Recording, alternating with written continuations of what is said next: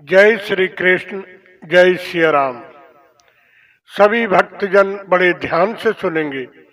एक संत को भगवान पर इतना विश्वास है, इतना अटूट विश्वास है कि जहर खाने से भी परहेज नहीं करते।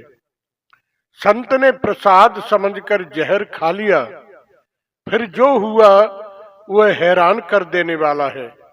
किस प्रकार भगवान ने संत की रक्षा की, सभी प्रेमीजन बड़े ध्यान से सुनेंगे और समझेंगे। एक सेठ और संत की ये सत्य घटना। परमात्मा पर जब अटूट विश्वास होता है तभी भक्ति जागृत होती है। सच्ची भक्ति और प्रेम से भगवान को भी जीता जा सकता है। तो सुनिए एक संत की ये कहानी।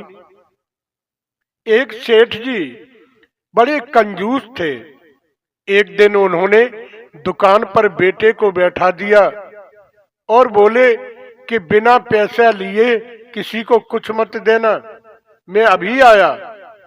अकस्मात वहां पर एक संत आए जो अलग अलग जगह से एक समय के भोजन की सामग्री ले रहे थे। संत ने उस लड़के से कहा, बेटा थोड़ा नमक मुझे दे दो। लड़के ने डिब्बा खोलकर एक चम्मच नमक संत को दे दिया। इतने में वहां पर सेठ जी आ गए।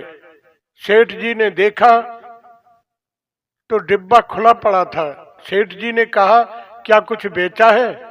लड़के ने कहा, एक संत जी जो मंदिर पर रहते हैं उनको एक चम्मच नमक दिया था। प्रेमियों, सेठ जी का माथा ठनका। वो बोले, अरे मूर्ख, इसमें तो जहरीला पदार्थ है, तूने नमक समझकर संत को जहर दे दिया। अब सेठ जी भागकर संत के पास गए। तब तक संत भोजन बनाकर भगवान का भोग लगाकर खाने की थाली लेकर बैठ चुके थे।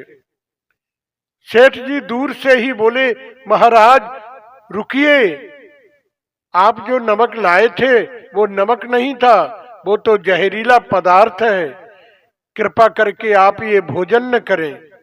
संत जी बोले, भाई हमने भगवान का भोग लगा दिया है, अब तो प्रसाद हमको लेना ही पड़ेगा, क्योंकि भोग लगा दिया है। भोग लगाकर भोजन को छोड़ा नहीं जा सकता। अगर भोग नहीं लगाता तो भोजन बेशक छोड़ देते।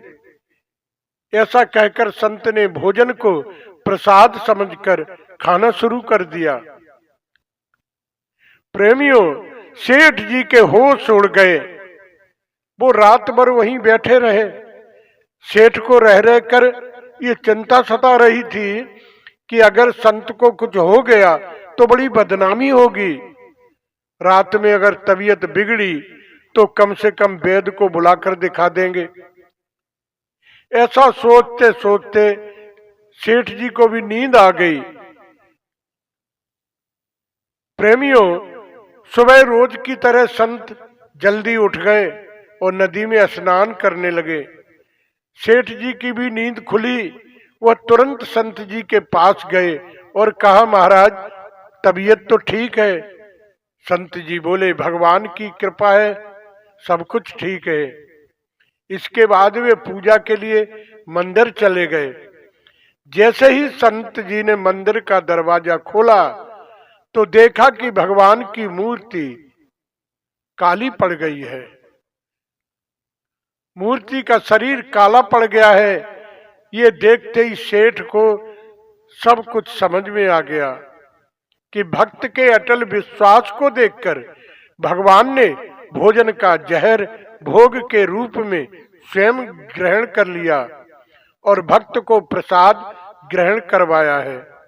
ऐसा चमत्कार देखकर इसके बाद सेठ ने तुरंत घर जाकर बेटे को दुकान सौंप दी और स्वयं संत की शरण में आकर भगवान की भक्ति करने लगे। इसलिए हम सब लोगों को भी भगवान को भोग लगाकर ही भोजन करना चाहिए।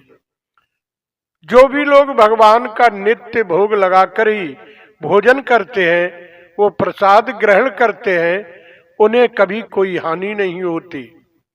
जो भगवान को भोग नहीं लगाते और भोजन कर लेते हैं, उन्हें कई तरह की बीमारियां भी घेर लेती हैं।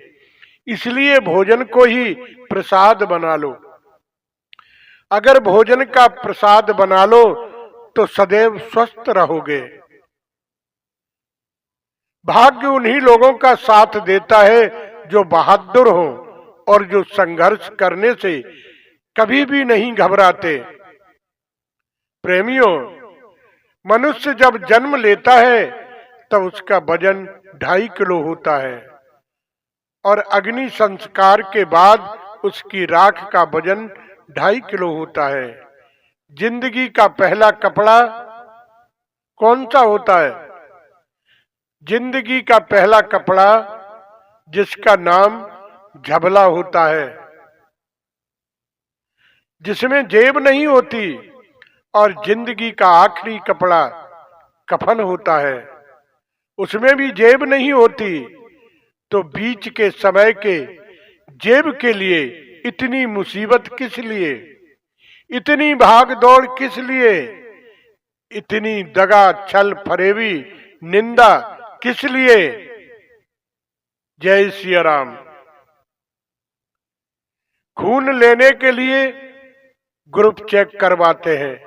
पैसे लेते समय जरा चेक करें कि वह किस ग्रुप से आया है, न्याय का है कि अन्याय का है कि हराम का है।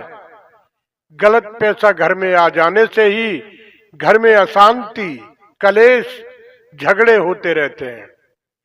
जो भी खाओ सोच समझकर खाओ। खाने का बहुत बड़ा महत्व है सज्जनों, खाने का बहुत बड़ा महत्व है। भगवान को भोग लगाए बिना तो कुछ भी मत खाओ न पियो, और जैसा खाओगे अन्न और वैसा ही बनेगा मन। वैसे ही तुम बनोगे जैसा भोजन करोगे। जय श्री कृष्ण, जय सिया राम।